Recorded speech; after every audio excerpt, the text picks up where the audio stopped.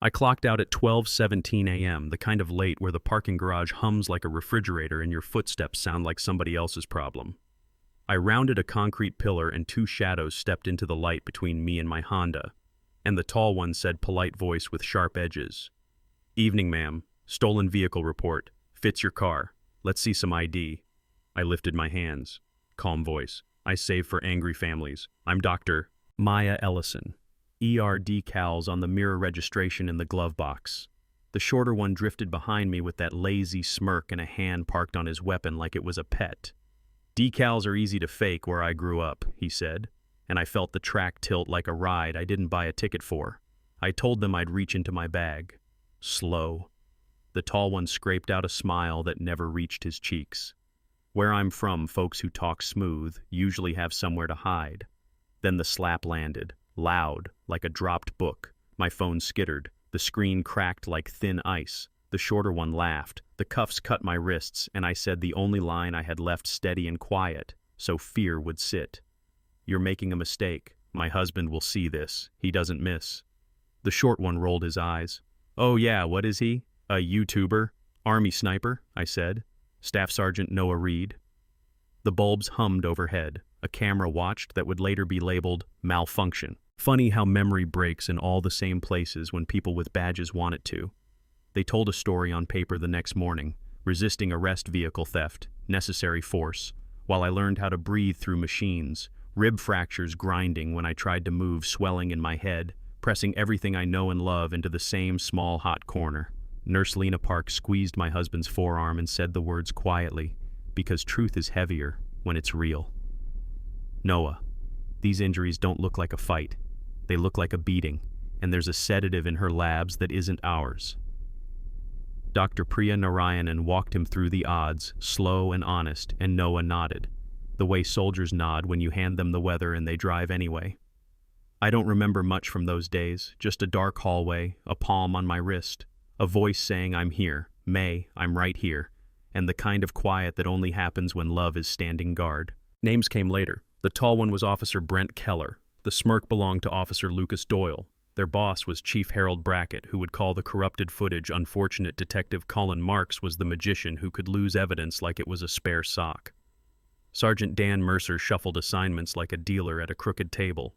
At first they were just one shape to me, power without weight. But Noah doesn't live in shapes, he lives in angles and distances, and the small math of wind he didn't rage. He got a notebook, and he whispered to me even when I couldn't answer. Not revenge proof. Then he parked across from Greyhaven Police at 0600 with binoculars that look like sports gear, if you don't know what you're seeing. He wrote down shift changes and handshakes that hung on too long. He traced cruiser numbers to late-night stops and the neighborhoods that somehow always matched. Public records put Keller and Doyle on a loop, 3 times the asset forfeiture of anyone else traffic stops bending toward the same zip codes, cars that entered the tow yard and evaporated like steam while the city slept. Noah mapped money like you track water in a drought, a diner on Carlin that lights up at dawn, a mini-mart on 11th, pulsing at 2 a.m., a used car lot behind a cinder block fence where titles go in dirty and come out clean, and because he's the kind of man who can sit still long enough to hear mice thinking he waited. At 1:58 a.m., on a Thursday, he caught Doyle leaning on the mini-mart counter like he owned it. "You're late," Doyle said. Voice bored, smile, reckless. The owner. Ahmed Rahman slid an envelope with 2 hands like it might bite. "Business is slow, officer, but I have the fee." "Inflation," Doyle shrugged. $3,000 next month. Noah had a directional mic tucked so low it was basically a secret. The little red light blinked with every word that would later hold up in court. He let the audio wrap around Doyle's throat, then moved on. Sun up, coffee steam, a handshake at the Maple lot. Name's Noah looking for a truck. My wife works at Memorial Heights. The owner. Walter Kane flinched like he'd heard a ghost because the last Camry that came through still had dried blood in the seat seam, and Doyle told him not to ask questions. Walter kept copies, titles, VINs, dates, because fear turns some people careful. "If I help you," he asked, "do I stay breathing?" Noah does distance and promises. "Yes," he said, "and I don't miss, yeah, that happened, and it still makes me smile, not because of the swagger, but because I know that man." He took the package to the feds, not the house that cut the cameras. Agent Tessa Monroe listened, like truth mattered, asked for chain of custody because outcomes live and die on details, and did something rare. She thanked him and meant it. Then they took Doyle first because rot softens the lowest branch, same mini-mart, same hour, different ending cuffs heavy enough to bend a man's posture. The community got a rumor. The press got a headline. Keller got paranoid and started bumping into the furniture of his own life. But Noah didn't swing for Keller's jaw. He leaned on his confidence. He sat at Rosa Delgado's diner with a slice of peach pie and a church smile, earned enough trust to tuck a microphone into the seam of booth 4. Keller showed up for coffee and a shakedown like clockwork. Costs went up, he told Rosa, tapping a spoon. He didn't need protection. Is double. I can't pay that, Rosa said, hands planted on the table like a prayer rug. Then maybe it's time to sell, he murmured. Smooth and mean. I know investors who love this corner. The mic caught every syllable. You can hear the spoon on porcelain. You can hear a woman trying not to cry in her own restaurant.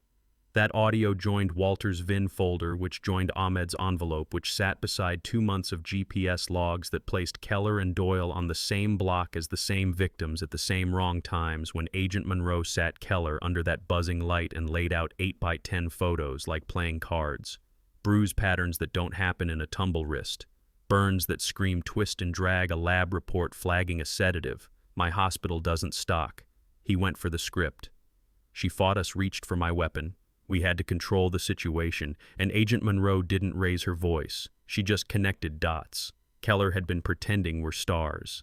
He blinked too slow, then said, "The line that will ring in my ears any time I walk into a parking garage again." She started talking about her husband said he'd find us. We needed to teach her some respect. That's not police work. That's pride with a badge, and it's uglier up close. They took Keller in the afternoon glare, and for about an hour the city felt lighter. Then the machine smiled. Chief Brackett held a press conference full of words like regrettable and ongoing, promised internal reviews and retraining, and a task force with a long name. What he didn't know was that his phone had been bleeding little truths for weeks. Agent Monroe's team, with a quiet military liaison named Captain Reyes, who understands signal paths the way gardeners understand roots, traced laundered payments through a shell security company that billed businesses no one could find on a map. They pulled midnight footage from the evidence room where Brackett let himself in after my assault and let himself out with a bag he never logged. They followed campaign donations with a smell you can't. Febreze out, paper doesn't sweat, but it testifies by the time they woke him before dawn and read him his rights. The hard drive in his desk was already mirrored to a server in a building he'd never heard of. He started 3 sentences with, "This is outrageous," and ended them in quiet. That's how truth works when it gets serious. Meanwhile, Detective Marks and Sergeant Mercer met at Murphy's like men who realized the elevator cable snapped 2 floors ago. They ordered whiskey they didn't touch and talked too loud because panic is hard of hearing. They bagged Doyle and Keller. "Brackett is next," Mercer said, grinding the filter off a cigarette. "We run tonight. Boat's ready," Marks answered. "Cash is packed. I've got a guy in Veracruz. Federal ears were already in the wood grain of the table by 2:57 a.m. The marina was a stage Coast Guard, dark on the water, like a thought you don't say out loud. Spotlights ready. Agent Monroe on the bullhorn. "Detective Marks, Sergeant Mercer, this is the FBI hands where we can see them." Mercer twisted the throttle out of habit. Marks did the dumbest thing a man can do and shot it light. 10 minutes later, they were face down on planks, staring at bolts, and I swear one of them whispered the most honest question he'd ever asked.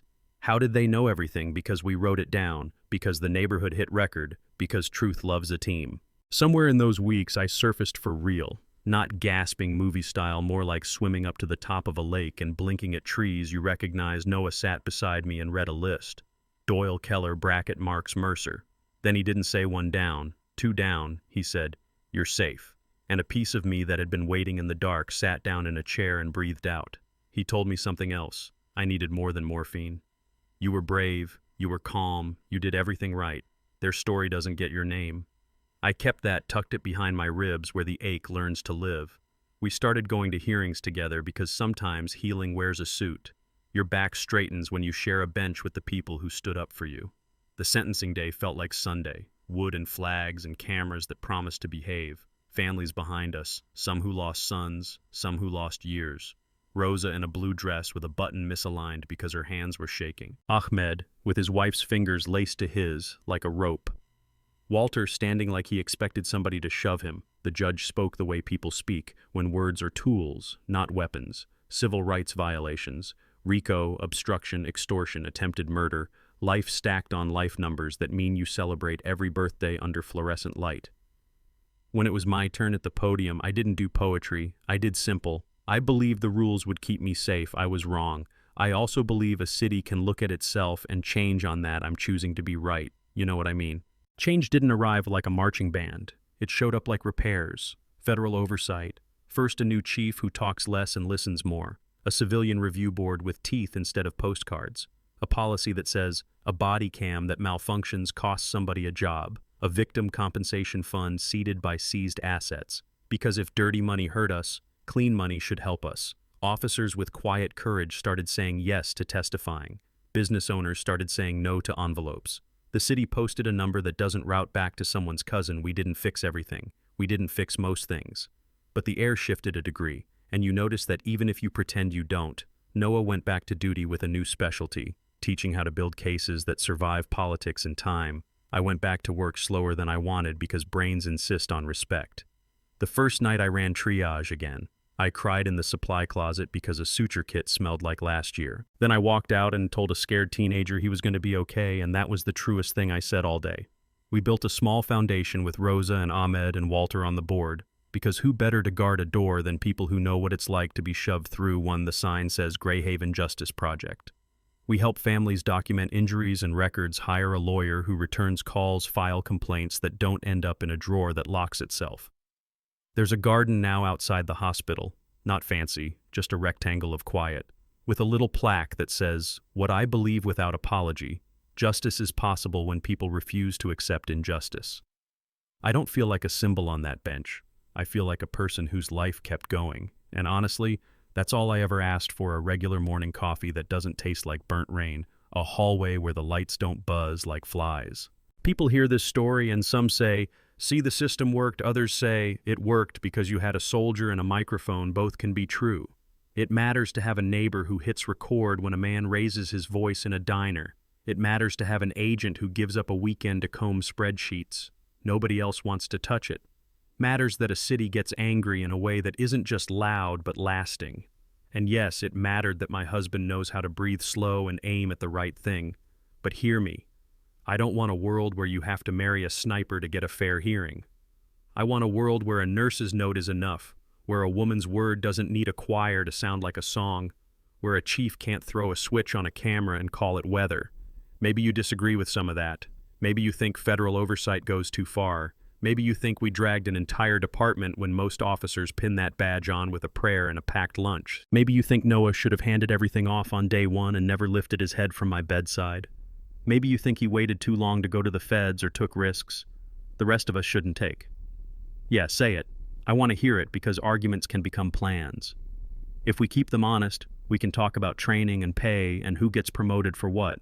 We can talk about asset forfeiture rules and why some neighborhoods feel like the DMV with guns. We can talk about cameras that never malfunction and how to make that boring and normal. We can talk about how to hold leaders accountable without making good officers feel like suspects in their own locker room. You know what I mean?